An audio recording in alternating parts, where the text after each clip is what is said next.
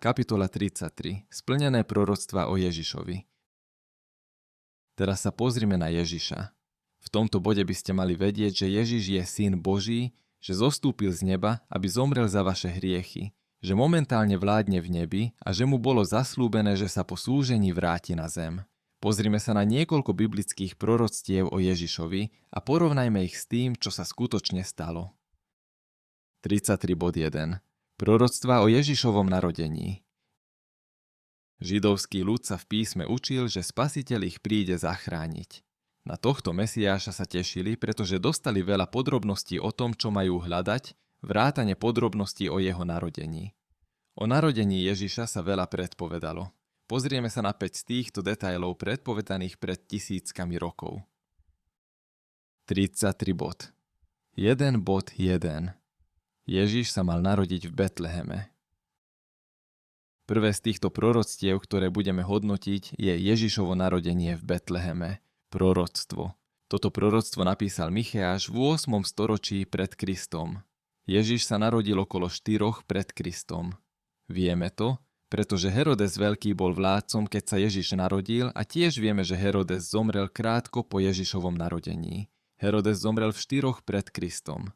Tento detail o Ježišovom narodení bol predpovedaný 700 rokov predtým, ako sa Ježiš narodil.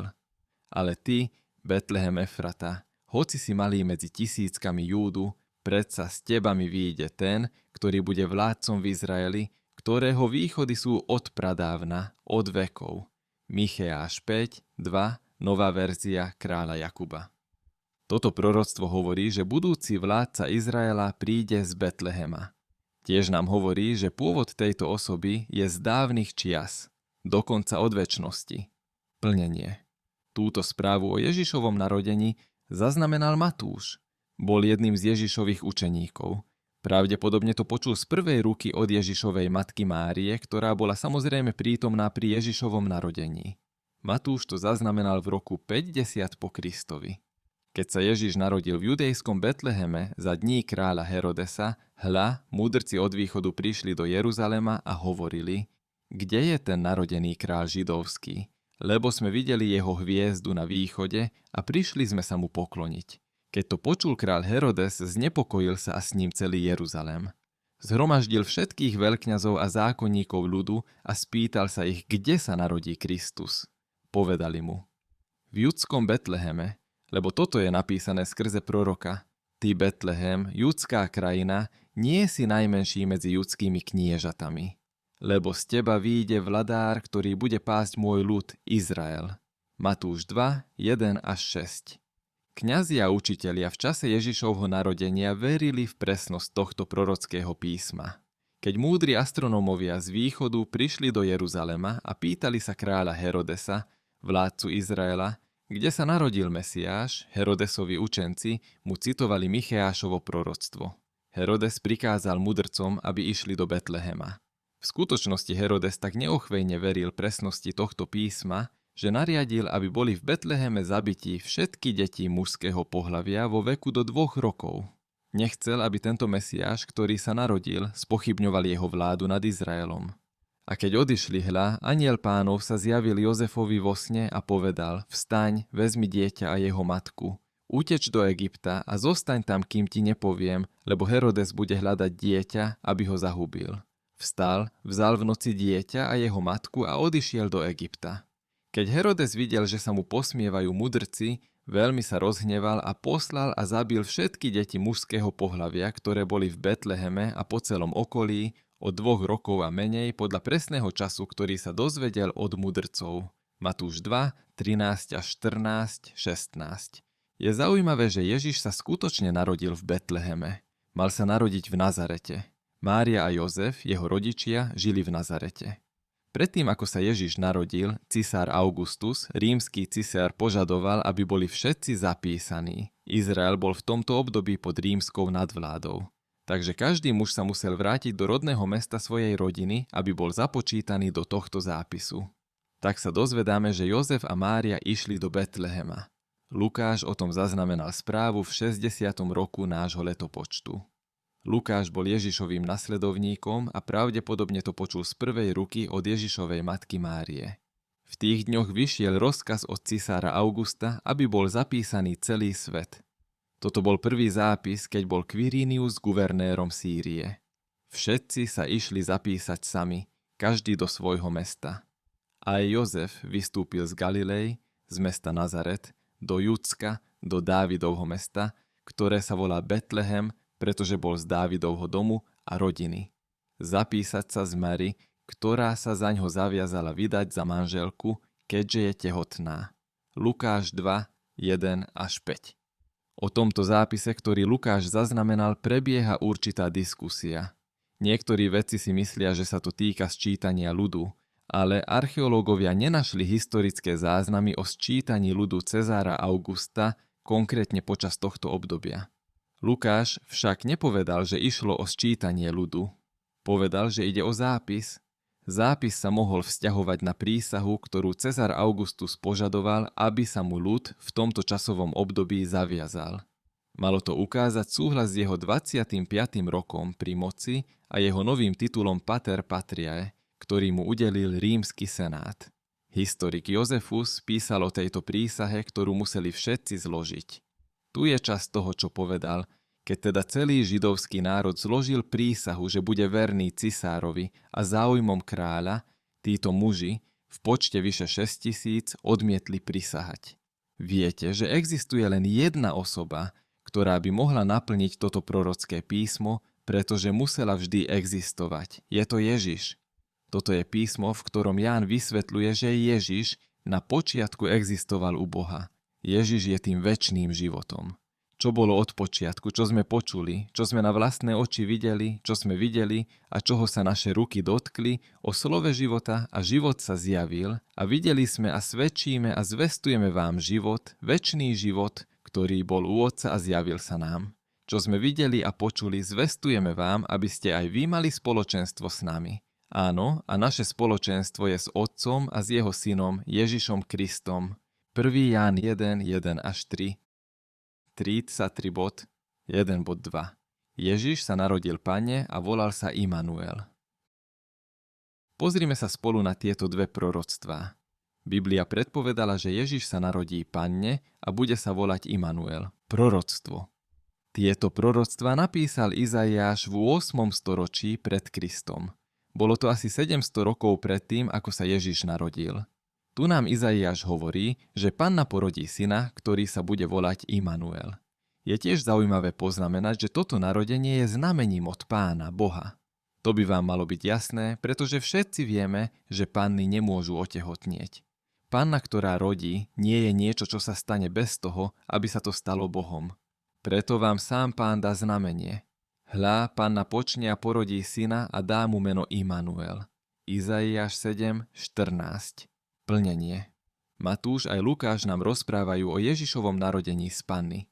Pamätajte, že obaja títo muži boli Ježišovými nasledovníkmi a pravdepodobne to počuli z prvej ruky od Ježišovej matky Márie. Hovoria nám, čo sa stalo z pohľadu oboch rodičov. Lukáš podáva správu o Máriinej perspektíve, zatiaľ čo Matúš nám hovorí, čo sa stalo z Jozefovej perspektívy. Anjel Gabriel bol poslaný od Boha do galilejského mesta menom Nazaret k panne zasľúbenej za muža, ktorý sa volal Jozef z Dávidovho domu. Panna sa volala Mária.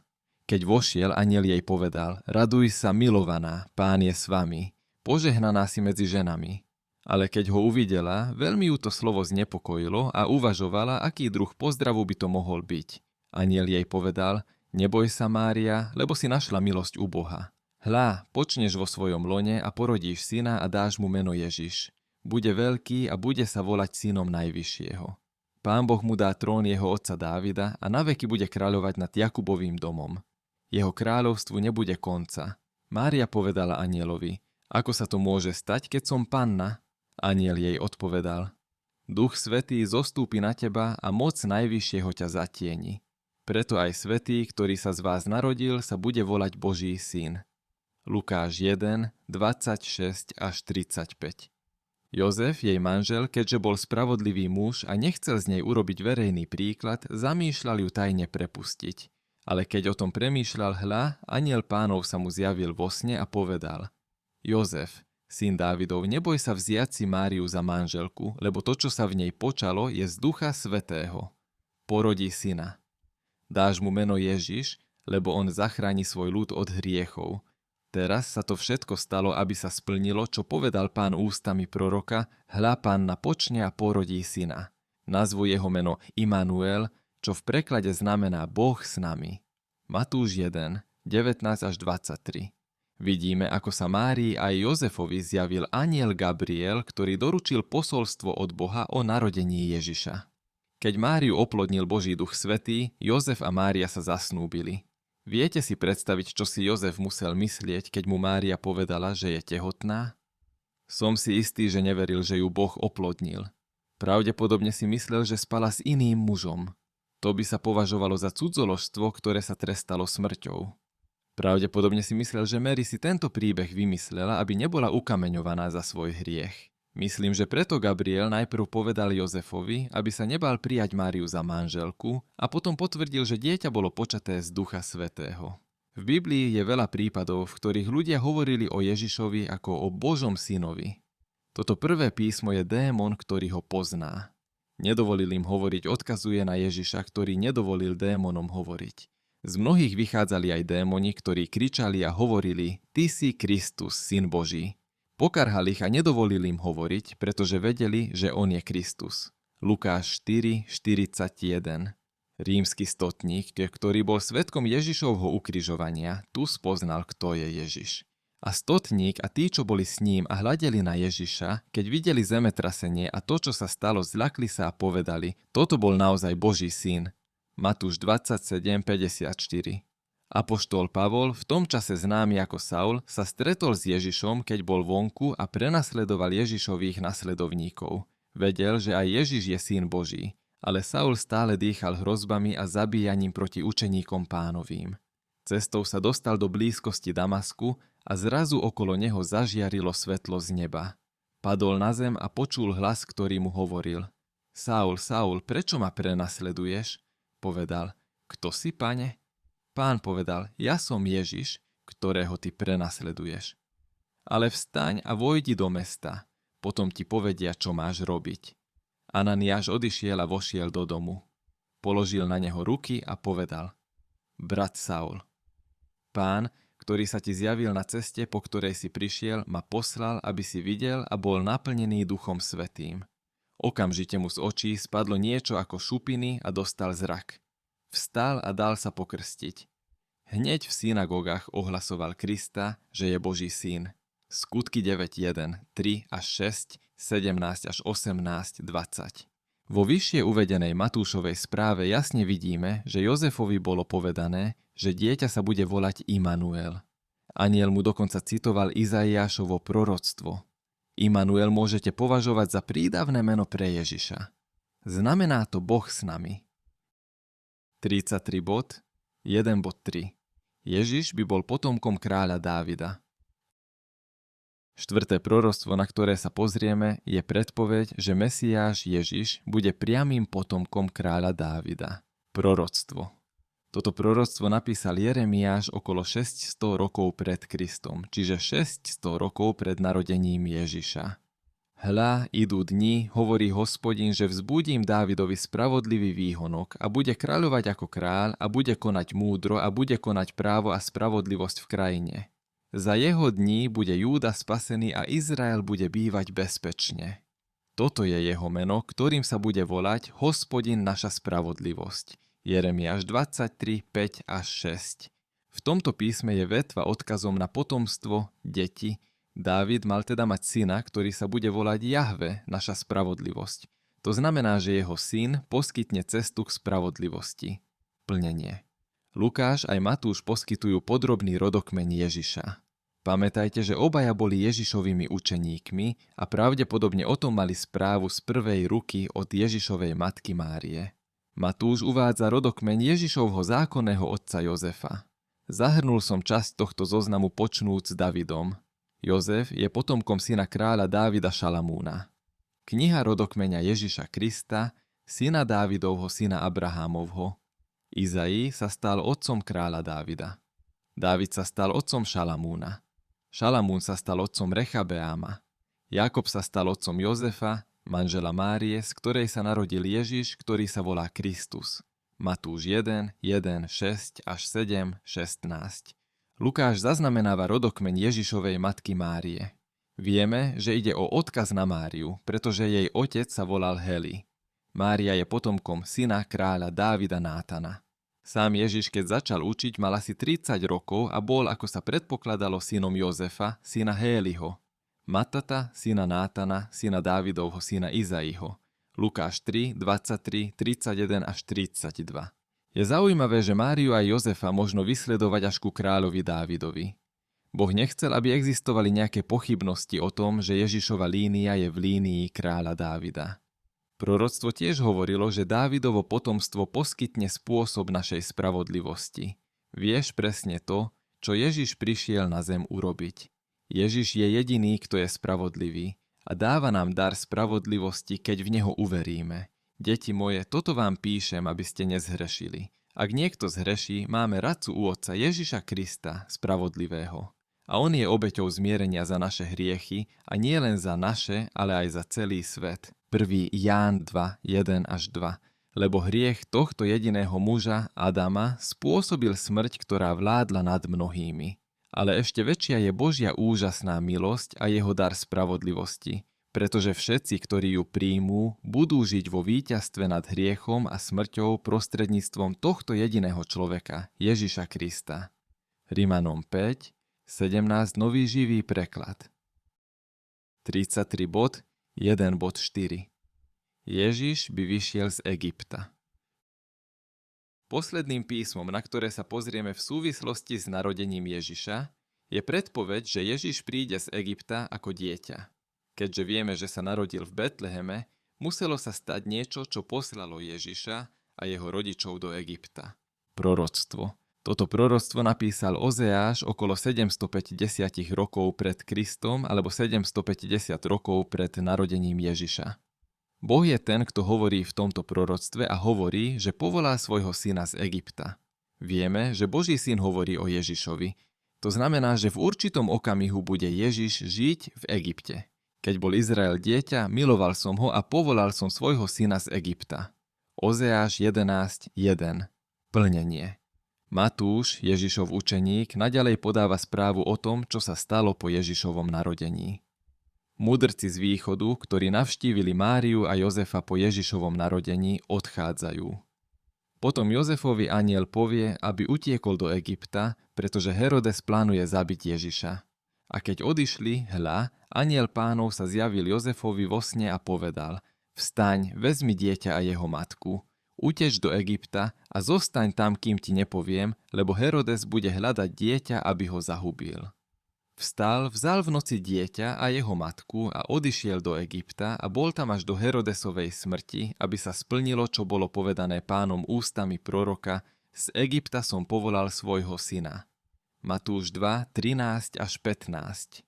Pamätajte, že keď sme sa pozerali na proroctvo o Ježišovom narodení v Betleheme, videli sme už skôr, že múdri astronómovia z východu pristúpili ku kráľovi Herodesovi a pýtali sa ho, kde sa narodil kráľ Židov. Herodesovi proroci recitovali písma o Ježišovom narodení v Betleheme. Herodes zúril, pretože bol kráľom Židov, čo znamenalo, že jeho kráľovstvo bude napadnuté. Nariadil teda popravu všetkých chlapcov vo veku do 2 rokov v Betleheme. Preto anjel varoval Jozefa a museli utiecť do Egypta. Videli sme Jozefa a Máriu utiecť do Egypta. V tejto správe od Matúša sa dozvedáme, čo ich priviedlo späť do Izraela. Jozefovi sa opäť zjavil anjel a povedal mu, že kráľ Herodes je mŕtvy a že je bezpečné vrátiť sa, tak aj urobili. Historické záznamy nám hovoria, že kráľ Herodes zomrel 4 roky pred Kristom. Môžeme sa domnievať, že sa tak stalo krátko potom. Ale keď Herodes zomrel, hľa, anjel Pánov sa zjavil vo sne Jozefovi v Egypte a povedal: Vstaň, vezmi dieťa a jeho matku a choď do izraelskej krajiny, lebo zomreli tí, čo hľadali život dieťaťa. Vstal, vzal dieťa a jeho matku a prišiel do izraelskej krajiny. Matúš 2, 19 až 21. Práve sme sa pozreli na 5 proroctiev o narodení Ježiša Krista. Všetky sa stali presne tak, ako sa predpovedalo stovky rokov pred Ježišovým narodením. Aká je pravdepodobnosť, že niekto vopred predpovedá, kde sa narodíte? Na planéte sú 100 000 miest.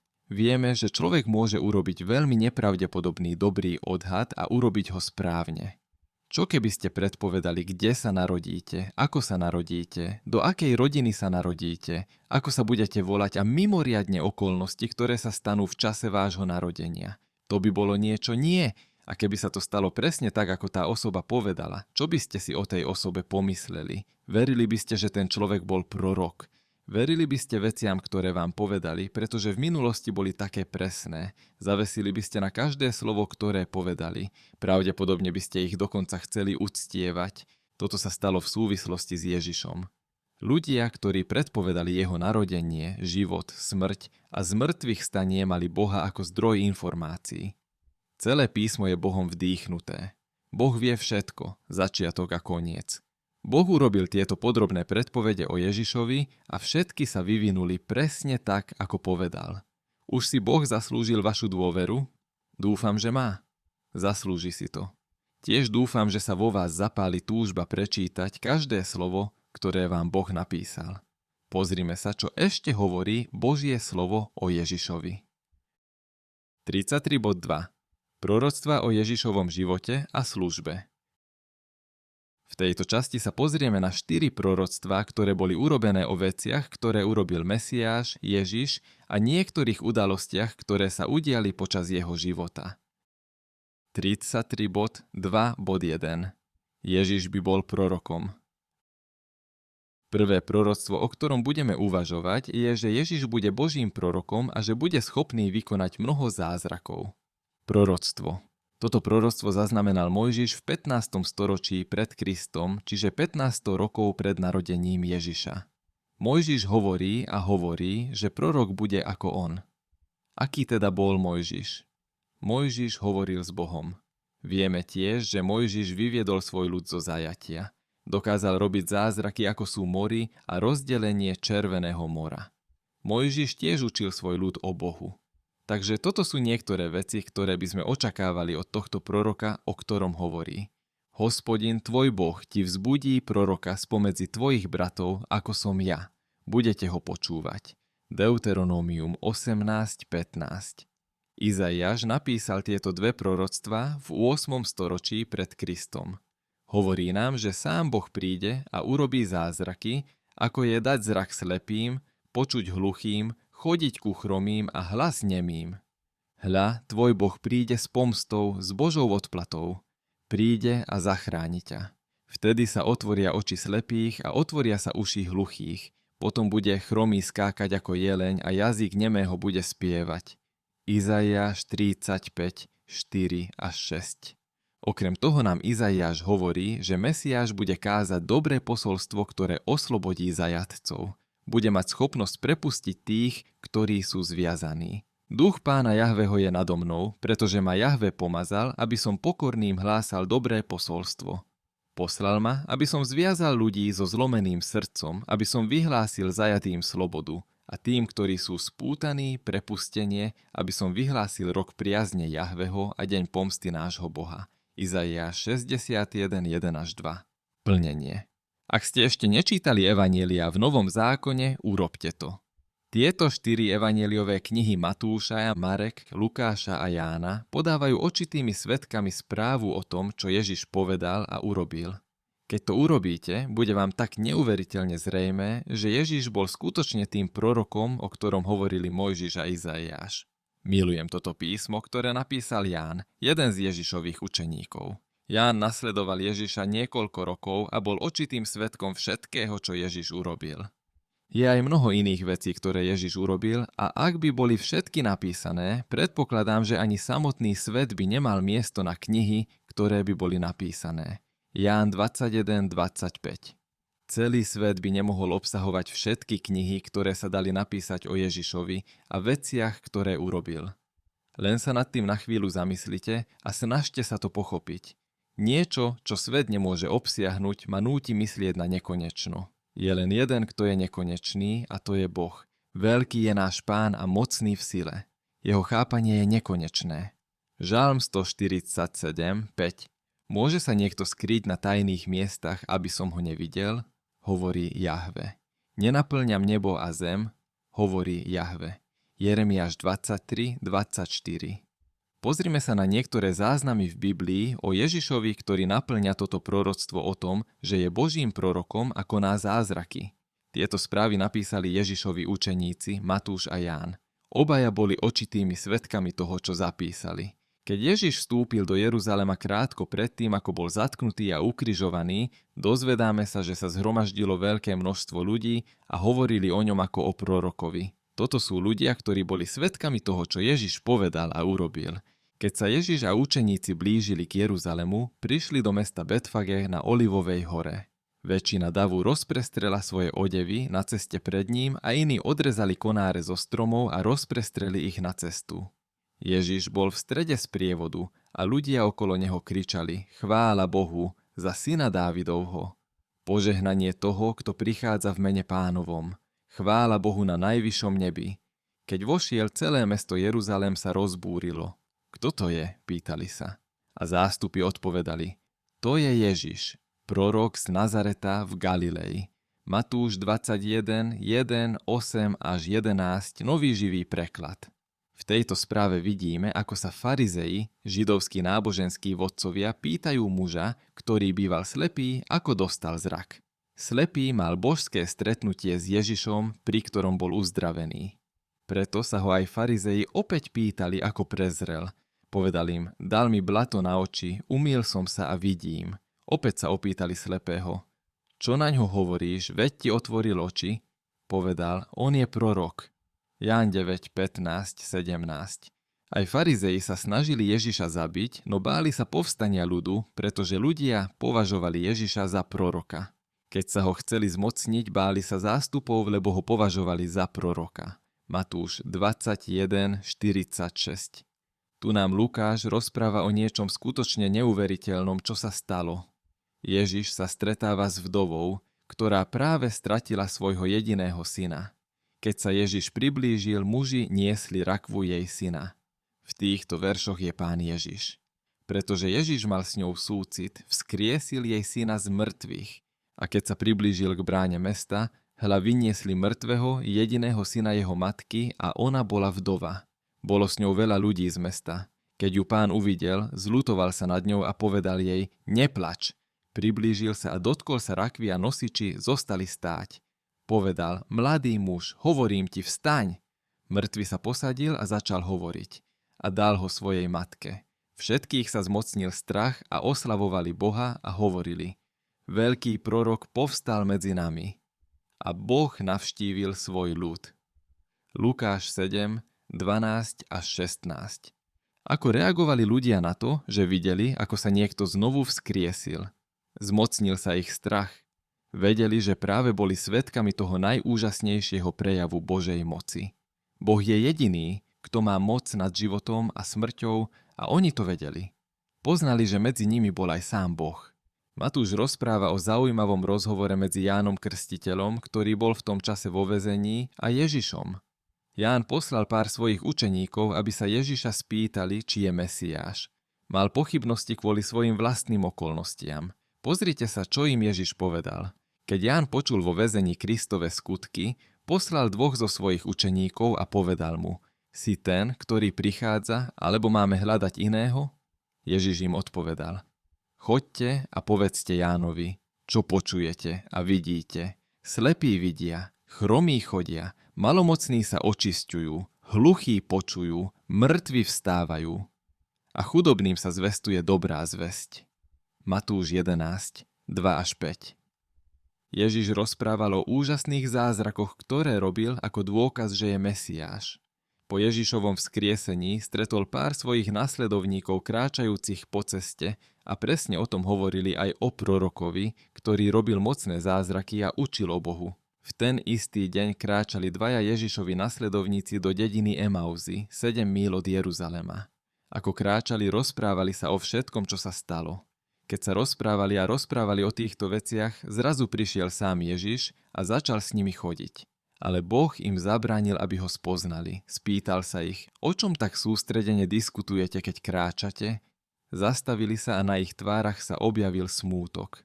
Potom jeden z nich, Kleofáš, odpovedal, musíš byť jediný človek v Jeruzaleme, ktorý nepočul o všetkých veciach, ktoré sa tam za posledných pár dní udiali. Aké veci? Spýtal sa Ježiš. Veci, ktoré sa stali Ježišovi, mužovi z Nazareta, povedali. Bol to prorok, ktorý robil mocné zázraky a bol mocným učiteľom v očiach Boha a všetkého ľudu. Ale naši poprední kňazi a iní náboženskí vodcovia ho vydali, aby bol odsúdený na smrť a ukrižovali ho. Lukáš 24, 13 až 20 nový žijúci preklad. Slepí vidia, chromí chodia, malomocní sú uzdravení, hluchí počujú, mŕtvi sú vzkriesení a káže sa dobrá správa. Wow, to je presne to, čo Izaiáš prorokoval, že Mesiáš bude schopný urobiť. Keď to Petra videl, odpovedal ľuďom.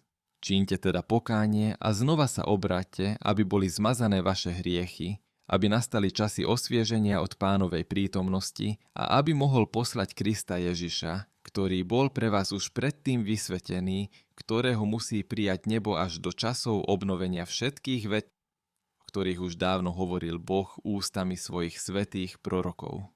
Mojžiš totiž povedal otcom, Pán Boh vám vzbudí proroka spomedzi vašich bratov, ako som ja. Budete ho počúvať vo všetkom, čo vám povie. Stane sa, že každá duša, ktorá nebude počúvať toho proroka, bude úplne zničená spomedzi ľudí. Áno. A všetci proroci zo Samuela a tí, čo ich nasledovali, mnohí, ktorí hovorili, tiež rozprávali o týchto dňoch. Boh vzkriesil svojho služobníka Ježiša a poslal ho najprv k vám, aby vás požehnal a odvrátil každého z vás od vašej neprávosti. Skutky 3, 12, 19 až 24, 26. Ježiš je určite prorok, ktorého predpovedal Mojžiš. Petra nám to len potvrdil vo veršoch vyššie. 33.2. Bod 2. Ježiš by bol pokúšaný a nehrešil.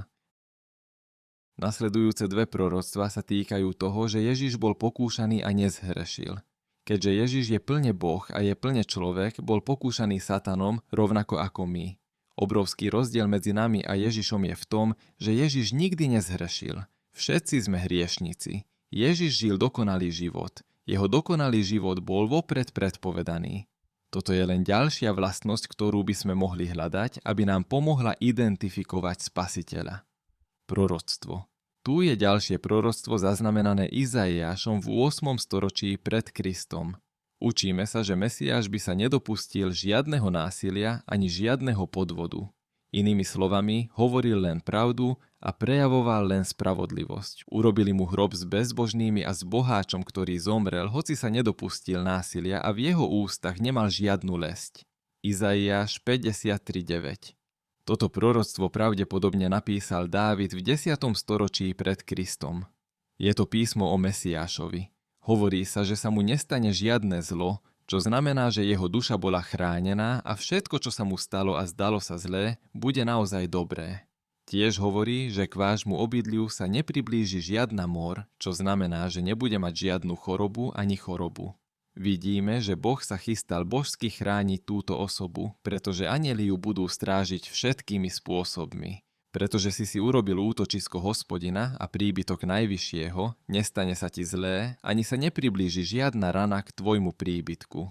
Svojich anjelov totiž ustanoví nad tebou, aby ťa strážili na všetkých tvojich cestách. Ponesú ťa na rukách, aby si nenarazil nohu na kameň. Žalm 91, 9 až 12. Plnenie. Opäť sa od Matúša a Lukáša dozvedáme, čo sa stalo. Matúš nám hovorí o stretnutí medzi Ježišom a samotným satanom. Ježiš bol hladný, pretože sa postil. Satan pokúšal Ježiša, aby odhalil, kým je, tým, že urobil s kameňou chlieb. Potom Satan pokúšal Ježiša, aby vyskúšal, či ho anjeli skutočne ochránia. Posledným pokušením, ktoré je tu opísané, je Satan, ktorý pokúša Ježiša, aby ho uctieval. Potom bol Ježiš vedený duchom hore na púšť, aby bol pokúšaný diablom. Keď sa postil 40 dní a 40 nocí, bol potom hladný. Prišiel pokušiteľ a povedal mu: Ak si Boží syn, rozkáž, aby sa tieto kamene stali chlebom. On však odpovedal, je napísané, nie samým chlebom bude človek žiť, ale každým slovom, ktoré vychádza z Božích úst. Potom ho diabol vzal do svätého mesta. Postavil ho na vrchol chrámu a povedal mu, ak si Boží syn, vrhni sa dolu, lebo je napísané, svojim anielom bude o tebe rozkazovať a budú ťa nosiť na rukách, aby si neudrel nohu o kameň. A Ježiš mu povedal, opäť je napísané, nebudeš pokúšať Pána, svojho Boha. Diabol ho opäť vzal na mimoriadne vysoký vrch a ukázal mu všetky kráľovstvá sveta a ich slávu. Povedal mu, toto všetko ti dám, ak padneš a budeš sa mi klaňať. Vtedy mu Ježiš povedal, choď za mnou, Satan, lebo je napísané, Pánovi svojmu Bohu sa budeš klaňať a jedine jemu budeš slúžiť. Potom ho diabol opustil a hľa, anjeli prišli a obsluhovali ho. Matúš 4, 1 až 11. Keď diabol dokončil každé pokušenie, odišiel od neho až do iného času. Lukáš 4, 13. Lukáš nám ďalej hovorí, že Satan dokončil každé pokušenie. Každé pokušenie? Len si pomyslite na všetky veci, ktoré nás lákajú a na nešťastie im často prepadáme. Ježiš bol pokúšaný v každom smere, akým sme my, a vidíme, že nezhrešil. Ježiš odpovedal na satanové pokušenia Božím slovom. Pamätajte, že pravda je to, čo bojuje proti lži a podvodu. Chcem, aby ste si všimli, že Satan je znalec Biblie. Vie, čo hovorí Božie slovo. Použil Božie slová v záhrade, keď pokúšal Evu. A znova použil Božie slová, keď pokúšal Ježiša. Satan citoval proroctvo, ktoré sme práve čítali a ktoré bolo zaznamenané v Žalme 91. Satan vedel, že proroctvo je presné. Satan vedel, že proroctvo je o Ježišovi. Ak diabol hľadal Mesiáša a dokázal ho spoznať, čo to hovorí o Ježišovej dôležitosti. Satan chcel, aby Ježiš z nejakého dôvodu zhrešil. Satan chcel, aby Ježiš zničil Boží plán na vašu záchranu. Nevidíš? Ak by Ježiš zhrešil, dokázal by, že nie je Boh a že nie je schopný zomrieť za tvoje hriechy. Pavol, Ježišov apoštol, ktorý sa stretol s Ježišom po jeho vzkriesení, vysvetľuje Ježišovo pokúšanie satanom. Pavol to napísal v 68. Hovorí nám, že Ježiš bol pokúšaný vo všetkých bodoch rovnako ako my. Potom potvrdí skvelú správu, že Ježiš nikdy nezhrešil. Nikdy nezhrešil. Nie nikdy. To znamená, že vaša nádej v Ježiša je bezpečná. Ježiš skutočne prišiel zachrániť hriešnikov. Ježiš je dokonalý a svätý. Ježiš je Boh v tele. To je dôvod, prečo bol schopný prekaziť každé satanové pokušenia. Keďže máme veľkého veľkňaza, ktorý prešiel nebesiami, Ježiša, Božieho syna, pevne sa držme svojho vyznania. Lebo nemáme veľkňaza, ktorý by sa nemohol dotknúť našich slabostí, ale takého, ktorý bol vo všetkých bodoch pokúšaný ako my, no bez hriechu. Hebrejom 4, 14 až 15. Pavol to ďalej vysvetľuje a hovorí nám, že Ježiš doslova opustil nebo a prišiel na zem ako človek, aby mohol zomrieť za každého z nás. Keďže Ježiš nikdy nezhrešil, bol dokonalou obeťou pre nás hriešnikov. Myslíte na to, čo bolo aj v Kristovi Ježišovi, ktorý, existujúc v Božej podobe, nepovažoval rovnosť s Bohom za vec, ktorú treba uchopiť, ale vyprázdnil sa, vzal na seba podobu sluhu a stal sa podobným ľuďom. A keď sa našiel v ľudskej podobe, ponížil sa, stal sa poslušným až na smrť, áno, na smrť na kríži. Preto ho aj Boh vysoko povýšil a dal mu meno, ktoré je nad každé meno, aby sa na meno Ježiš sklonilo každé koleno tých, čo sú na nebi, na zemi i pod zemou, a aby každý jazyk na slávu Boha Otca vyznával, že Ježiš Kristus je Pán. Filipanom 2, 5 až 11. Boh totiž stvoril Krista, ktorý nikdy nezhrešil, obeťou za náš hriech, aby sme my mohli byť pred Bohom napravení skrze Krista. Druhý list Korinťanom 5, 21, nový živý preklad. 33.2.3. Ježiš by triumfálne vstúpil do Jeruzalema. Toto posledné proroctvo o Ježišovom živote a službe predpovedá, ako Ježiš príde do Jeruzalema. Každý, kto poznal písmo, by okamžite rozpoznal, že Ježiš to naplňa. Proroctvo. Toto proroctvo napísal Zachariáš v 6. storočí pred Kristom. Hovorí o Ježišovom triumfálnom vstupe do Jeruzalema. Bude nielen jazdiť na somárovi, ale bude to aj žriebe. Raduj sa veľmi, dcéra Siona. Krič, dcéra Jeruzalema.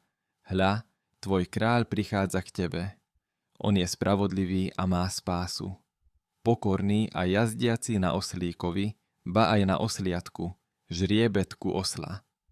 Zachariáš 9:9. Plnenie. Matúš a Ján, obaja Ježišovi učeníci a očití svedkovia, nám podávajú správu o Ježišovom príchode do Jeruzalema. Keď sa priblížili k Jeruzalemu a prišli do Betfage na Olivovú horu, Ježiš poslal 2 učeníkov a povedal im: Choďte do dediny, ktorá je oproti vám, a hneď nájdete priviazanú oslicu a osliadko s ňou. Odviažte ich a prinieste mi ich. Keby vám niekto niečo povedal, povedzte: Pán ich potrebuje a hneď ich pošle. Toto všetko sa stalo, aby sa splnilo, čo bolo povedané ústami proroka: Povedz dcére Siona, hľa, tvoj kráľ prichádza k tebe, pokorný a jazdiaci na oslici, na osliadku, osličom žriebetku. Učeníci odišli a urobili, ako im Ježiš prikázal, priviedli oslicu a osliadko a položili na nich svoje šaty a sadol si na ne. Veľmi veľké množstvo rozprestrelo svoje oblečenie na ceste. Iní odrezávajú konáre zo stromov a rozkladajú ich na cestu. Zástupy, ktoré išli pred ním, a tí, čo ho nasledovali, kričali: Hosanna, synovi Dávidovmu. Požehnaný, ktorý prichádza v mene Pánovom. Hosanna na výsostiach. Matúš 21:1-9. Rýchlo vidíme, že Ježiš skutočne jazdil na žriebeti osla. Všimli sme si tiež, že ľudia, ktorí sa zhromaždili, si spomenuli na Zechariášovo proroctvo, ktoré to predpovedalo. Niektorí ľudia venovali pozornosť písmu a hľadali toho, kto by ich naplnil. Na druhý deň prišiel na slávnosť veľký zástup. Keď počuli, že Ježiš prichádza do Jeruzalema, vzali vetvy paliem, vyšli mu v ústrety a zvolali: Hosanna. Požehnaný, ktorý prichádza v mene Pána, kráľa Izraela. Keď Ježiš našiel mladého osla, sadol si naň. Ako je napísané: Neboj sa, dcéra Siona. Hľa, tvoj kráľ prichádza, sedí na osliadku. Ján 12:12-15. V tejto správe Ježišovho učeníka Lukáša o Ježišovom vstupe do Jeruzalema vidíme ďalšie podrobnosti o tom, aký slávny to bol deň. Dav sa radoval a spieval silným hlasom. Toto rozrušilo židovských náboženských vodcov, farizejov a povedali Ježišovi, aby pokarhal svojich učeníkov. Najzaujímavejšie je, čo hovorí. Keby boli ľudia ticho, skaly by namiesto toho kričali. Aký významný to bol deň. Dokonca aj stvorenie vedelo, že toto je deň na oslavy. Keď sa teraz približoval, odkazuje na Ježiša, ktorý sa blížil k mestu. Keď sa už blížil na zostupe Olivového vrchu, celý zástup učeníkov sa začal radovať a veľkým hlasom chváliť Boha za všetky mocné skutky, ktoré videli, a hovorili: Požehnaný kráľ, ktorý prichádza v mene Pánovom. Pokoj na nebi a sláva na výsostiach. Niektorí z farizejov zo zástupu mu povedali: Učiteľu, pokarhaj svojich učeníkov. Odpovedal im: Hovorím vám, že keby títo mlčali, kamene by kričali. Lukáš 19:37-40. Potom sa s Ježišom stane niečo zvláštne. Videli sme, aká radostná to bola príležitosť. Ľudia sa zhromaždili a jasali a chválili Ježiša. Ak však budeme pokračovať v čítaní Lukášovho rozprávania o tom, čo sa dnes stalo, dočítame sa niečo znepokojujúce. Vidíme Ježiša plakať nad mestom Jeruzalém. Nie sú to slzy šťastia. Slovo plakať znamená veľmi smutný a ťažký vzlik. Keď sa priblížil, uvidel mesto a rozplakal sa nad ním a povedal: Keby ste dnes aj vy vedeli, čo patrí k vášmu pokoju. Lebo na teba prídu dni, keď tvoji nepriatelia postavia proti tebe barikádu, obklúčia ťa zo všetkých strán a tvoje deti v tebe zrazia na zem. Nenechajú vo vás kameň na kameni, pretože ste nepoznali čas vašej návštevy. Lukáš 19:41-44. Lukáš cituje, čo Ježiš povedal mestu o tom, prečo bol taký rozrušený, nepoznali čas. Kedy mali vedieť? Dnes. Ten deň pred viac ako 2000 rokmi. Ježiš očakával, že ľudia budú vedieť, že ich dlho očakávaný Mesiáš k ním skutočne prišiel. Boh bol v ich strede a oni ho nedokázali spoznať. Čo viac mohol urobiť, aby dokázal, že je to on? Splnil proroctvá, vzkriesil ľudí z mŕtvych, na rovinu im povedal, že je Boh. Len sa im nechcelo veriť. Ježiš za nimi plakal, pretože zatvrdili svoje srdcia, nechceli byť spasení. Možno si myslíš, že si premeškal príležitosť spoznať Ježiša, tak ako to urobili ľudia v Jeruzaleme. No, práve teraz je tu s vami. Ježiš povedal, že on je slovo Božie. Kedykoľvek čítate Bibliu alebo písma z Biblie, ste v spoločnosti Ježiša. Bol s vami celý čas, keď ste čítali písma v tejto knihe. Nezabudol na teba? Čaká len na to, aby ste ho požiadali, aby ste ho mohli spoznať. Celý čas klopal na dvere do tvojho srdca. Otvorte dvere a pustite ho dnu. Ježiš je ten, kto hovorí v tomto verši. Hľa, stojím pri dverách a klopem. Ak niekto počuje môj hlas a otvorí dvere, vojdem k nemu a budem s ním večerať a on so mnou. Zjavenie 3.20. 33.3. Proroctva o Ježišovej smrti.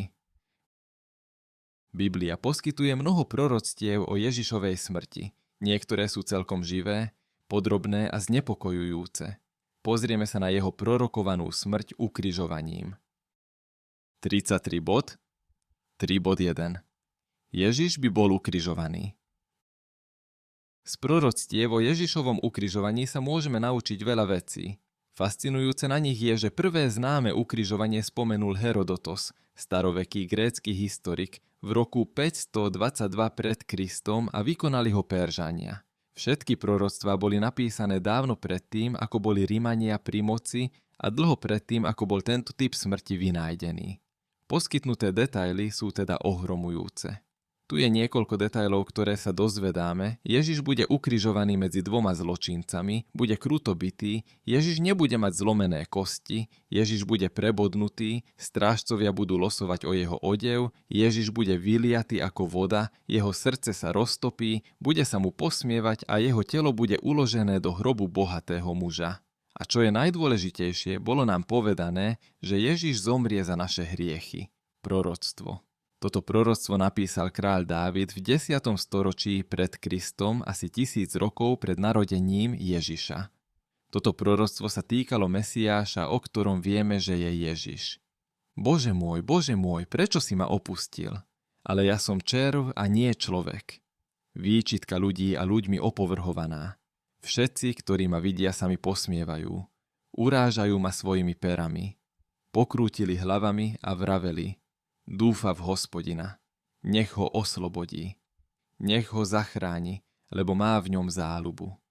Obklopilo ma veľa bíkov, obklúčili ma silné bíky z Bázanu, doširoka otvárajú ústa proti mne, levy trhajú korisť a revú.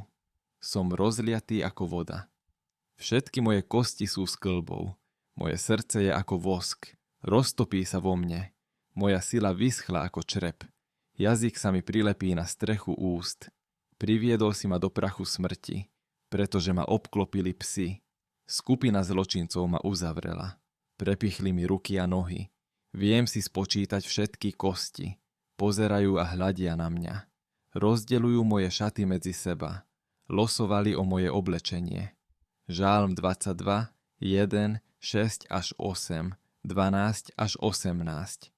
Proroctvo hovorí, že bude zosmiešňovaný a urážaný a dokonca nám hovorí, čo by povedali ľudia. Vysmievali sa jeho viere v Boha a hovorili, nech ho Boh zachráni. Je tam verš o levoch trhajúcich korisť. Chcem, aby ste si to vyčarovali. Lev s obrovskými labami a neskutočne ostrými pazúrmi. Jeden ťah a mäso sa roztrhne do korán, vyteká krv a koža visí. Všetky jeho kosti sú sklbou. Predstavujem si končatiny natiahnuté nad rámec toho, čo je prirodzené. Vie spočítať všetky svoje kosti, takže nie sú zlomené. Rozdeľujú jeho odev losovaním. Je to ako hádzanie kockou alebo hodmincov. Bola to náhoda. Prorok Izaiáš napísal tieto slová o Mesiášovej smrti v 8. storočí pred Kristom, 800 rokov pred narodením Ježiša. Jeho výzor bol pokazený viac, ako by to znamenalo, že by ho zbili na nepoznanie. Hľa, môj služobník bude konať múdro, bude vyvýšený a bude veľmi vysoký. Práve tak, ako mnohí žasli nad vami, jeho vzhľad bol pokazený viac ako ktorýkoľvek iný muž a jeho podoba bola viac ako u ľudských synov. Izaiáš 52, 13 až 14. V tomto písme sa dozvedáme, prečo musí nastať táto hrozná smrť. Toto proroctvo napísané Izaiášom opisuje Mesiáša. Bol prebodnutý za naše priestupky znamená, že zomrie za naše hriechy. Poďme si prečítať. Kto uveril nášmu posolstvu? Komu bolo zjavené Jahveho rameno? Lebo vyrástol pred ním a ako jemná rastlina a ako koreň zo suchej zeme. Nemá dobrý vzhľad ani majestátnosť. Keď ho vidíme, neexistuje krása, po ktorej by sme po ňom túžili. Muži ním opovrhovali a odmietali ho. Bol to muž trpiaci a oboznámený s chorobami. Opovrhovali ním ako tým, pred ktorým muži skrývajú svoju tvár. A my sme ho nerešpektovali. Iste niesol našu chorobu a niesol naše utrpenie. Napriek tomu sme ho považovali za sužovaného, zasiahnutého Bohom a utrápeného. Ale on bol prebodnutý pre naše priestupky, bol zdrvený pre naše neprávosti. Trest, ktorý priniesol náš pokoj, bol na ňom. A jeho ranami sme uzdravení. Všetci, čo máme radi ovce, zablúdili. Každý sa obrátil svojou vlastnou cestou. A Hospodin uvalil na neho neprávosť nás všetkých. Bol utláčaný, no keď bol sužovaný, neotvoril ústa. Ako baránok vedený na zabitie a ako ovca, ktorá mlčí pred strihačmi, neotvoril ústa. Bol odňatý útlakom a súdom. Pokiaľ ide o jeho pokolenie, kto si myslel, že bol vyrezaný z krajiny živých a zasiahnutý pre neposlušnosť môjho ľudu? Urobili mu hrob s bezbožnými a s boháčom, ktorý zomrel, hoci sa nedopustil násilia a v jeho ústach nemal žiadnu lesť. Ale Hospodinovi sa zapáčilo, že ho zdrvil, spôsobil mu utrpenie. Keď jeho dušu obetujete za hriech, uvidí svoje potomstvo. Predlží svoje dni a Hospodinova rozkoš bude prosperovať v jeho ruke. Po utrpení svojej duše uvidí svetlo a bude spokojný. Môj spravodlivý služobník ospravedlní mnohých poznaním seba samého a poniesie ich neprávosti. Preto mu dám časť s veľkým, rozdelí korisť so silnými. Pretože vylial svoju dušu na smrť a bol počítaný s priestupníkmi. No niesol hriechy mnohých a prihováral sa za previnilcov. Izaiáš 53, 1-12. V tomto proroctve sme dostali obraz baránka, ktorý je vedený na zabitie. Spojte to s predchádzajúcim proroctvom o levoch trhajúcich korisť a predstavte si, že lev útočí na jahňa. To je hrôza, ktorú popisujú títo proroci. Izaiáš nám tiež hovorí, že jeho hrob bude s bezbožnými a že by sa rátal medzi priestupníkov, čo znamená, že by zomrel medzi zločincov. V jeho smrti by bol s bohatým mužom. To je odkaz na pobyt v hrobke bohatého muža. Teraz sa pozrime, ako Ježiš zomrel. Plnenie. Túto správu napísal Lukáš, jeden z Ježišových nasledovníkov. Tu vidíme, že Ježiša bili, vysmievali sa mu, ukrižovali ho so zločincami a že strážcovia hádzali los o jeho odev. Muži, ktorí držali Ježiša, sa mu posmievali a bili ho. Keď prišli na miesto, ktoré sa volá Lebka, ukrižovali ho tam so zločincami, jedného zprava a druhého zľava. Ježiš povedal: Otče, odpusť im, lebo nevedia, čo činia. Rozdelili si jeho rúcha a hodili los. Ľudia stáli a pozerali sa. Aj kniežatá s nimi sa mu posmievali, iných zachránil. Nech sa zachráni, ak je toto Boží Kristus, jeho vyvolený. Aj vojaci sa mu posmievali, pristúpili k nemu, podávali mu ocot a hovorili: Ak si kráľ Židov, zachráň sa. Nad ním bol napísaný aj gréckym, latinským a hebrejským písmom. Toto je židovský kráľ. Lukáš 22, 63, 23, 33 až 38. Túto správu napísal Ježišov učeník Marek. Hovorí tiež o Ježišovom ukrižovaní so zločincami a cituje proroctvo, ktoré sa naplnilo. Hovorí o zosmiešňovanom Ježišovi, ktorému odolal, a dozvedáme sa, že sa mu vysmievali z jeho viery a posmievali sa Ježišovi, aby sa zachránil. S ním ukrižovali dvoch, odkazuje na Ježiša ukrižovaného s ďalšími dvoma. Spolu s ním ukrižovali dvoch zbojníkov. Jeden na pravej ruke a jeden na ľavej. Naplnilo sa písmo, ktoré hovorí: Počítali ho s priestupníkmi.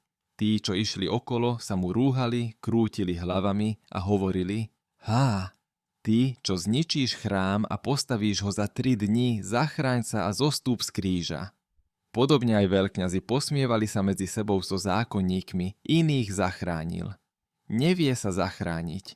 Nech teraz Kristus, kráľ Izraela, zostúpi z kríža, aby sme ho videli a uverili mu. Urážali ho aj tí, čo boli s ním ukrižovaní. Keď prišla 6. hodina, nastala tma po celej krajine až do 9. hodiny. O 9. hodine Ježiš zvolal mocným hlasom a povedal: Eloj, Eloj, lama sabachthani, čo je v preklade: Môj Bože, prečo si ma opustil? Marek 15, 27 až 34. Marekova správa skončila citátom Ježiša, keď bol na kríži. Povedal: Bože môj, prečo si ma opustil? Je to presne tá istá fráza, ktorú pred 1000 rokmi prorokoval kráľ Dávid. Ježiš sa cítil opustený Bohom, pretože Boh naňho v tej chvíli položil hriechy všetkých. Každý hriech od každého jedného človeka, ktorý kedy žil, alebo kto kedy bude žiť. V tej chvíli bol Ježiš oddelený od Boha. Pokračujme skúmaním toho, čo Ján, Ježišov učeník, opísal v ten deň. Dozvedáme sa, že Ježiša nielen zbili, ale aj zbičovali. Rímske bičovanie zahrňalo kožený bič, ktorý mal veľa prúžkov kože. Na konci každého koženého prúžku bol kov alebo malé kúsky kostí. Pamätajte, že proroctvo hovorilo o Mesiášovej smrti ako o tom, že levy trhajú korisť. Myslím, že proroci nám namalovali celkom živý, krvavý obraz. Takto bol Ježiš zbitý na nepoznanie. Jeho mäso bolo doslova odtrhnuté predtým, ako ho pribili na kríž. Pilát vzal Ježiša a zbičoval ho. Vojaci skrútili trne do koruny, nasadili mu ju na hlavu a obliekli ho do purpurového rúcha. Stále hovorili: Buď pozdravený, kráľ židovský, a stále ho fackovali. Potom im ho vydal, aby ho ukrižovali. Vzali teda Ježiša a odviedli ho. Vyšiel s krížom na miesto zvané Lebka, ktoré sa hebrejsky nazýva Golgota, kde ho ukrižovali, a s ním ďalších 2 po jednej strane a Ježiša uprostred. Pilát napísal aj nadpis a dal ho na kríž. Bolo tam napísané: Ježiš Nazarecký, kráľ židovský. Potom vojaci, keď Ježiša ukrižovali, vzali jeho rúcho a urobili 4 diely, každému vojakovi diel. A tiež kabát. Vtedy si povedali: Netrhajme ho, ale losujme, kto to bude, aby sa naplnilo písmo, ktoré hovorí: Rozdelili si moje rúcho, o môj plášť losovali. Potom Ježiš, keď videl, že je už všetko dokonané, aby sa naplnilo písmo, povedal: Som smedný. Teraz tam stála nádoba plná octu. A tak na izob položili špongiu plnú octu a držali mu ju pri ústach. Keď teda Ježiš prijal ocot, povedal: Je dokonané. Potom sklonil hlavu a vzdal sa ducha. Ján 19, 1 až 3, 16 až 19, 23 až 24, 28 až 30. Ján pokračuje tým, že nám hovorí, že Rimania sa ponáhľali, aby ukrižovaní zomreli, pretože sa blížila sobota, a tak si zlomili nohy, aby urýchlili proces smrti. Dozvedáme sa však, že Ježišovi nezlomili nohy, pretože už bol mŕtvy. Takže Ježiš neutrpel žiadne zlomeniny na kríži, ako to predpovedalo proroctvo. Preto Židia, pretože bol prípravný deň, aby telá nezostali na kríži v sobotu, lebo tá sobota bola výnimočná. Žiadali Piláta, aby im zlomil nohy a aby ich zobrali. Preto prišli vojaci a zlomili nohy prvému i druhému, ktorý bol s ním ukrižovaný. Ale keď prišli k Ježišovi a videli, že je už mŕtvy, nohy mu nepolámali. Jeden z vojakov mu však kopjou prebodol bok a hneď vyšla krv a voda. Kto videl, svedčil a jeho svedectvo je pravdivé. Vie, že hovorí pravdu, aby ste uverili, lebo toto sa stalo, aby sa splnilo písmo, kosť z neho nebude zlomená. Iné písmo zase hovorí: budú hľadieť na toho, ktorého prebodli. Ján 19, 31 až 37. V tejto správe sme sa tiež dozvedeli, že Ježiš nebol len prebodnutý rukami a nohami, keď ho pribili na kríž. Prepichli mu aj bok. Vidíme, že vyšla krv a voda. Kopia zabodnutá do vášho boku by takmer určite prebodla srdce. Popis tu dokonale zodpovedá tomu, čo opísal kráľ Dávid, jeho srdce sa roztopilo a bol rozliatý ako voda. Napokon nám Ján hovorí, že Ježiša umiestnili do hrobky Jozefa z Arimatie. Jozef bol bohatý muž. Bol tiež členom Vysokej rady Sanhedrinu, náboženských vodcov, ktorí chceli Ježiša ukrižovať. Lukáš 23, 50 až 51. Marek 15, 43. Potom Jozef z Arimatie, ktorý bol Ježišovým učeníkom, ale zo strachu pred Židmi tajne, požiadal Piláta, aby mohol vziať Ježišovo telo. Pilát mu dal povolenie. Prišiel teda a vzal jeho telo. Nikodém, ktorý najprv prišiel k Ježišovi v noci, tiež prišiel a priniesol zmes mirhy a aloe, asi 100 rímskych libier. Vzali teda Ježišovo telo a zaviazali ho do plátna s vonnými látkami, ako je u Židov zvykom pochovávať. Na mieste, kde ho ukrižovali, bola záhrada. V záhrade bola nová hrobka, v ktorej ešte nikto nebol položený. Potom, v deň prípravy Židov, pretože hrob bol blízko, tam položili Ježiša. Ján 19, 38 až 42. Keď čítate proroctva o Ježišovej smrti a potom čítate o Ježišovom ukrižovaní a všetkých podrobnostiach, ktoré ho obklopujú, je zrejmé, že hovoria o tej istej udalosti. Som si istý, že si tiež všimol podrobnosti predpovedané o Ježišovej smrti, ktoré sa skutočne stali a ktoré som konkrétne neuviedol. Ako to, že proroci, ktorí predpovedali túto udalosť, mohli tak urobiť s takými hororovými detailmi o mučení, ktoré ešte nebolo vynájdené? 33 bod. 3.2. Ježiš by zomrel za tvoje hriechy. Chcem sa teraz zamerať na písmo, ktoré nám hovorí, prečo musel Ježiš zomrieť. Proroctvo. Keď prorok Izaiáš predpovedal, ako Mesiáš zomrie, povedal nám aj dôvod, prečo zomrie. Povedal nám, že Ježiš zomrie za naše priestupky, za naše hriechy. Napriek tomu to boli naše slabosti, ktoré niesol. Bol to náš smútok, ktorý ho ťažil, a my sme si mysleli, že jeho problémy sú trestom od Boha, trestom za jeho vlastné hriechy. Ale bol prebodnutý pre našu vzburu, zdrvený pre naše hriechy. Bol zbitý, aby sme mohli byť celí. Bol bičovaný, aby sme mohli byť uzdravení. Všetci sme ako ovce zablúdili. Opustili sme Božie cesty, aby sme išli po svojich. No Pán naňho uvalil hriechy nás všetkých. No keď bude jeho život obetou za hriech, bude mať veľa potomkov. A vďaka svojej skúsenosti môj spravodlivý služobník umožní, aby sa mnohí považovali za spravodlivých, lebo on ponesie všetky ich hriechy.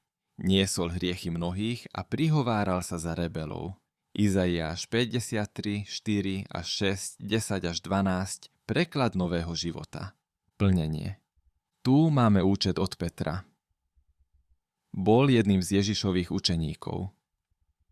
Vysvetľuje nám, že Ježiš niesol naše hriechy na svojom tele na kríži.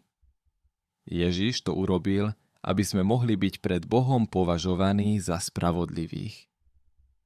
Ježiš nás uzdravil z nášho problému s hriechom. K tomu ste boli povolaní, lebo aj Kristus trpel za nás a zanechal vám príklad, aby ste nasledovali jeho šľapaje, ktorý nezhrešil a v jeho ústach sa nenašla lesť. Keď bol prekliaty, nepreklial späť. Keď trpel, nevyhrážal sa, ale oddal sa tomu, ktorý súdi spravodlivo. On sám vyniesol naše hriechy na svojom tele na drevo, aby sme, keď sme zomreli hriechom, žili spravodlivosti. Jeho rany ťa uzdravili. 1. Petra 2, 21 až 24. Rimania vynašli ukrižovanie ako formu mučenia. Chceli predĺžiť smrť, aby obeť trpela čo najviac.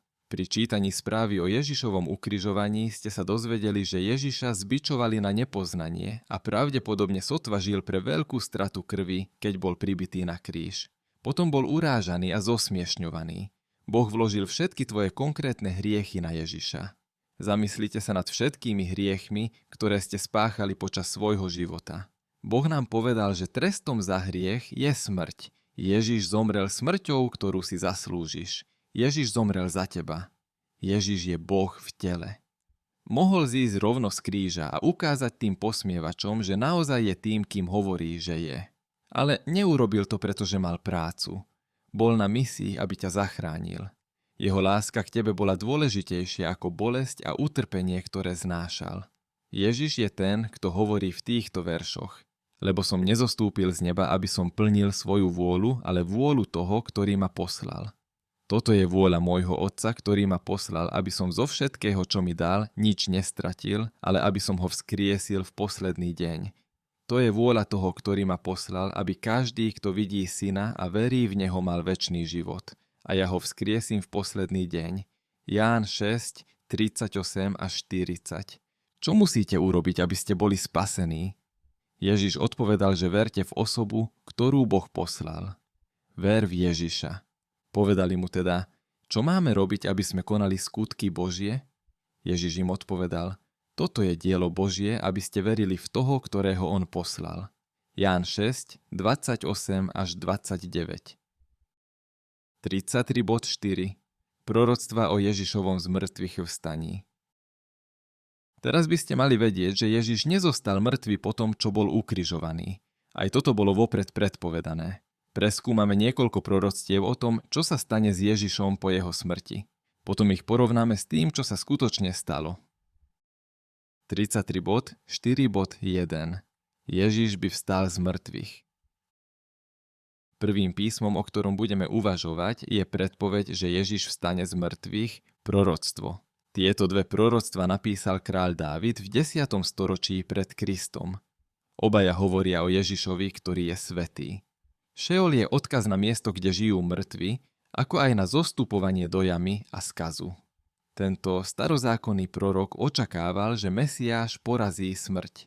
To, že si vyviedol moju dušu zo Šeolu, znamená, že duša musela najprv ísť dole.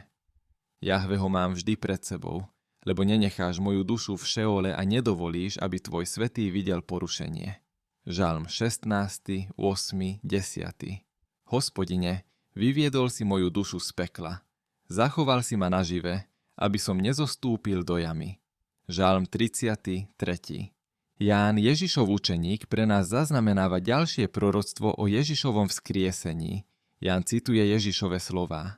Všimnite si, že Ježiš hovorí, že sám vzkriesi svoje telo. Povedz mi, kto má moc vstať z mŕtvych? Povedal by obyčajný človek, učil a povzbudzoval ostatných, aby verili takémuto niečomu? Ježiš im odpovedal, zborte tento chrám a o 3 dni ho postavím. Židia teda povedali, stavať tento chrám trvalo 46 rokov. Pozdvihnete to do 3 dní, ale hovoril o chráme svojho tela. Keď teda vstal z mŕtvych, jeho učeníci si spomenuli, že to povedal a uverili písmu a slovu, ktoré povedal Ježiš. Ján 2, 19 až 22. Plnenie. Tu máme viacero očitých svedkov vzkrieseného Ježiša, ktorí nám podávajú správu o tom, čo sa stalo. Matúš a Marek boli Ježišovými učeníkmi.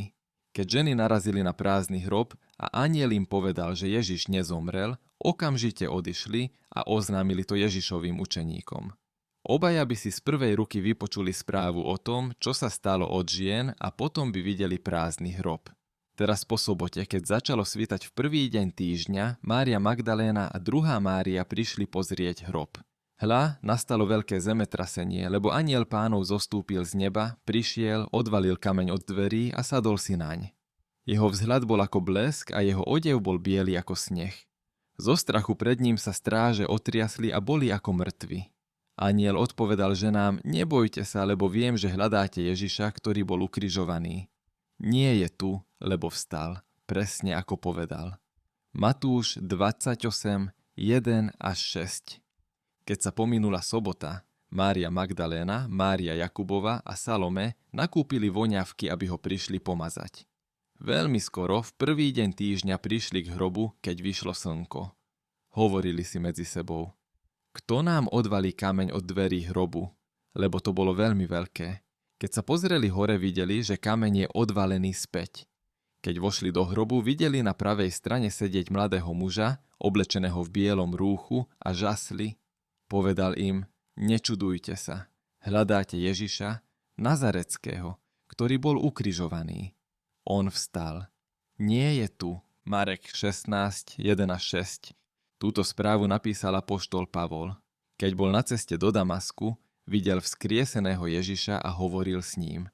Pavol nám hovorí, že Ježiš bol vzkriesený, že jeho duša nezostala na mieste, kde odchádzajú mŕtvi, ktorým je Hádes, a jeho telo sa nerozpadlo.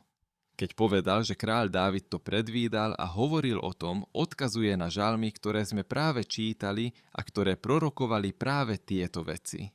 Bratia, môžem vám pokojne povedať o patriarchovi Dávidovi, že aj zomrel a bol pochovaný a jeho hrob je s nami dodnes. Preto, keďže bol prorokom a vedel, že Boh mu prísahou prisahal na ovocie jeho tela, podľa tela vzkriesi Krista, aby sedel na svojom tróne, predvídal, že to hovorí o Kristovom zmrtvých staní, že jeho duša nezostala v háde a jeho telo nevidelo rozklad. Tohto Ježiša Boh vzkriesil, čoho sme my všetci svedkami. Skutky 2, 29 až 32. Pavol ďalej vysvetľuje, že toto je dobrá správa, že Ježiš Kristus zomrel za vaše hriechy. Bol toho svedkom. Hovorí nám tiež, že spolu so stovkami ďalších videl Ježiša po jeho vzkriesení. Teraz vám, bratia, zvestujem dobrú zvesť, ktorú som vám zvestoval, ktorú ste aj vy prijali, v ktorej stojíte aj vy, v ktorej ste aj vy spasení, ak sa pevne držíte slova, ktoré som vám zvestoval, ak ste neverili nadarmo. Lebo som vám odovzdal predovšetkým to, čo som aj ja prijal, že Kristus zomrel za naše hriechy podľa písem, že bol pochovaný, že bol tretieho dňa vzkriesený podľa písem a že sa zjavil Kéfasovi a potom 12. Potom sa zjavil viac ako 500 bratom naraz, z ktorých väčšina zostala doteraz, no niektorí už aj zaspali. Potom sa zjavil Jakubovi, potom všetkým apoštolom a napokon, ako dieťaťu narodenému v nesprávny čas, sa zjavil aj mne. 1. Korinťanom 15, 1 až 8. Ján nám hovorí, že Tomáš, tiež jeden z Ježišových učeníkov, sa snažil uveriť, že Ježiš vstal z mŕtvych. Nevidel vzkrieseného Ježiša ako ostatní učeníci. Počul iba ich správu o tom, čo sa stalo. Chcel sa o tom presvedčiť na vlastné oči. Ale Tomáš, jeden z 12, zvaný Didymus, nebol s nimi, keď Ježiš prišiel.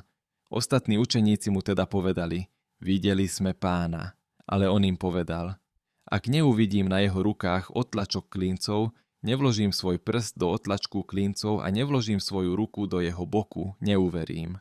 Po 8 dňoch boli jeho učeníci opäť vnútri a Tomáš s nimi. Ježiš prišiel, dvere boli zamknuté, postavil sa doprostred a povedal, pokoj vám. Potom povedal Tomásovi, siahni sem prstom a pozri sa na moje ruky. Natiahni sem svoju ruku a vlož ju do môjho boku. Nebuďte neveriaci, ale veriaci. Tomáš mu odpovedal, Pán môj a Boh môj. Ježiš mu povedal, pretože si ma videl, uveril si. Blahoslavení, ktorí nevideli a uverili. Ján 20, 24 až 29. Páči sa mi, že sa Ježiš ukázal o niekoľko dní neskôr a povedal Tomášovi, aby sa dotkol každého miesta, kde bol prebodnutý a zranený za naše hriechy. Si ako Tomás stále pochybuješ a odmietaš uveriť? Dúfam, že proroctvá a splnenia, ktoré ste čítali, vám pomohli vidieť a uveriť. 33 bod. 4 bod 2. Ježiš by poslal Ducha Svätého.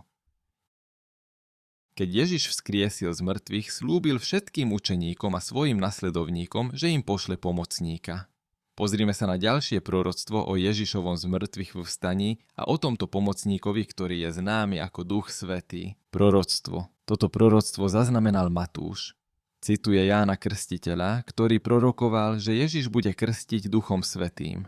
Ja ťa síce krstím vodou na pokánie, ale ten, čo príde po mne, je mocnejší ako ja, ktorého nie som hoden nosiť sandále. On ťa bude krstiť v Duchu Svetom. Matúš 3, 11. Toto proroctvo zaznamenal Ján.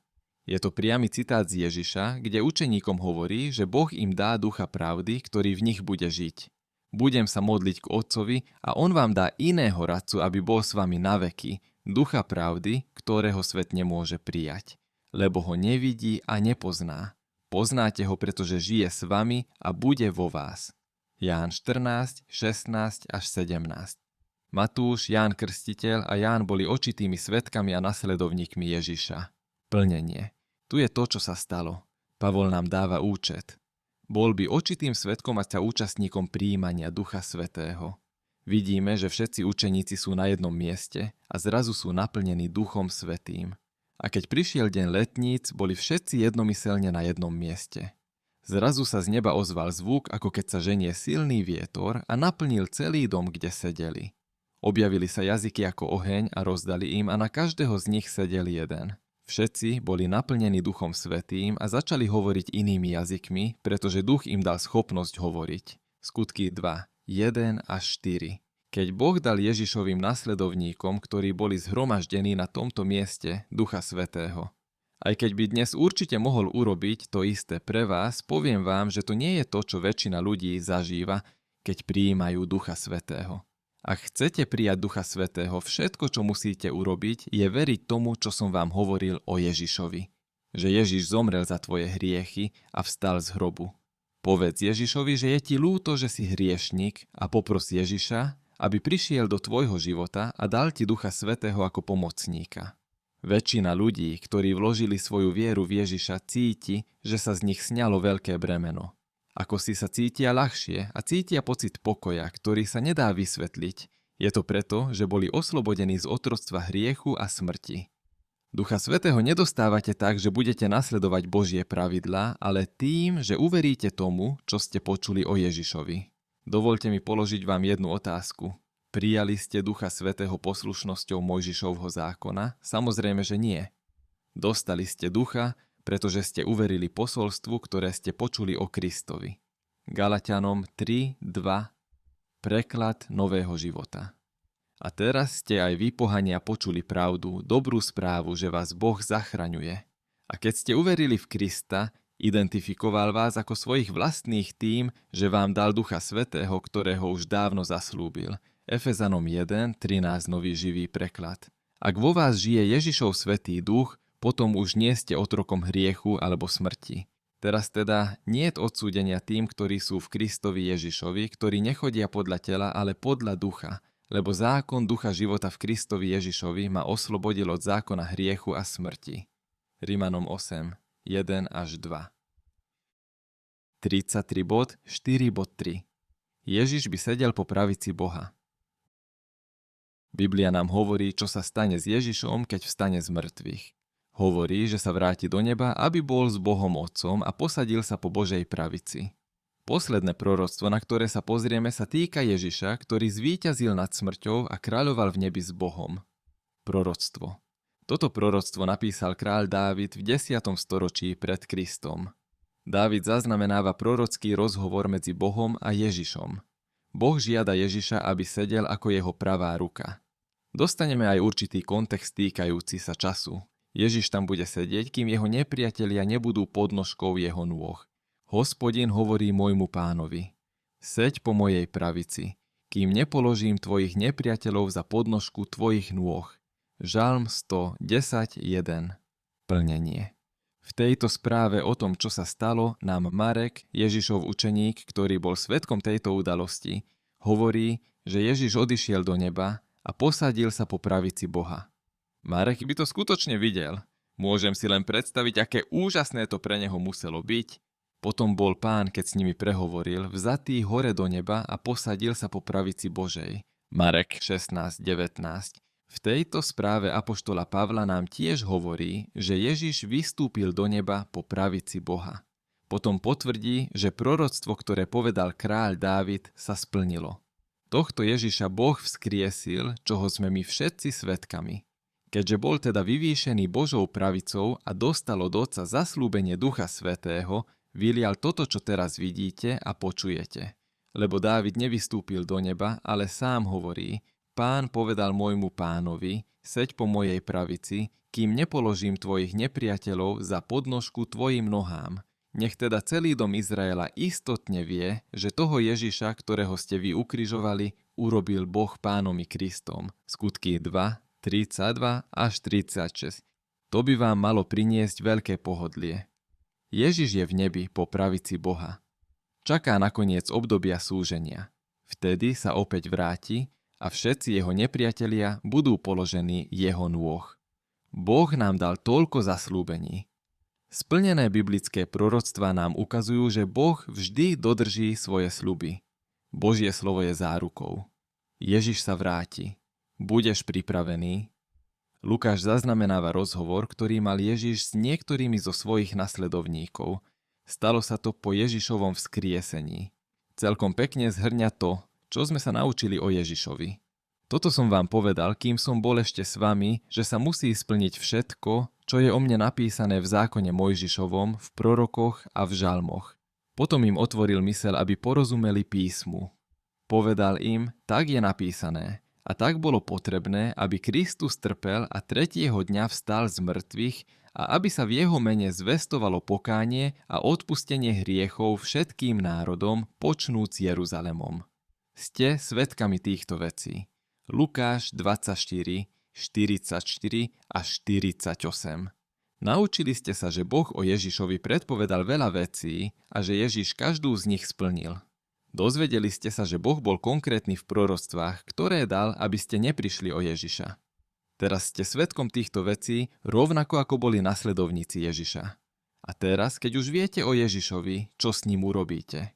To je jediná otázka, na ktorej v živote záleží. Je to rozhodnutie, ktoré má večný následok.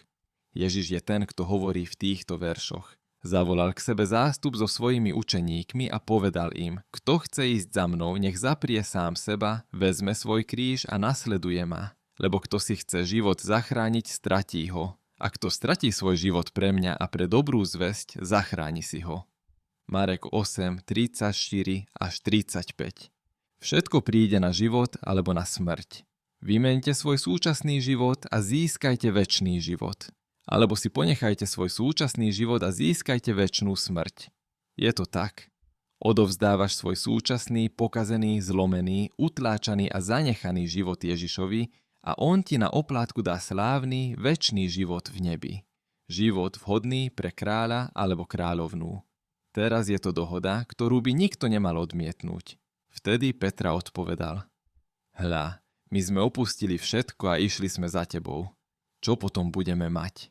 Ježiš im povedal: Veru, ameň vám hovorím, že vy, ktorí ste ma nasledovali, pri znovuzrodení, keď Syn človeka zasadne na trón svojej slávy, zasadnete aj vy na 12 trónov a budete súdiť 12 kmeňov Izraela. Každý, kto pre moje meno opustil domy, alebo bratov, alebo sestry, alebo otca, alebo matku, alebo manželku, alebo deti, alebo pozemky, 100-krát dostane a zdedí večný život. Matúš 19, 27 až 29.